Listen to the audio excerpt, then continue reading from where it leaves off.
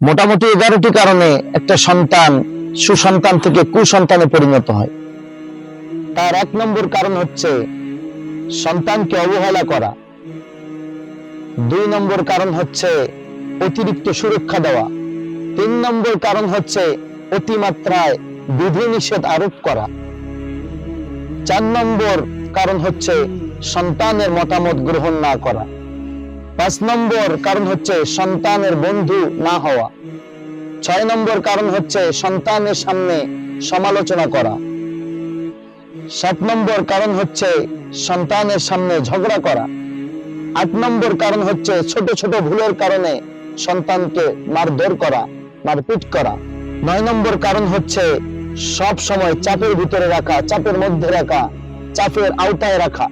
10 নম্বর কারণ হচ্ছে কিছু চাইলে মুখের উপর না বলে দেওয়া, বেতকে আমি কিছু দিতে পারবো না।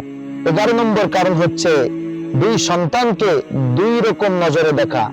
এক সন্তানকে ভালো নজরে দেখলাম, অপর সন্তানকে খারাপ নজরে দেখলাম। একজনকে বুকে টেনে নিলাম, আরেকজনকে বুক থেকে বাহির করে দিলাম। এগুলো কারণে বেশিরভাগ সুসন্তানগুলো কুসন্তানে পরিণত হয়।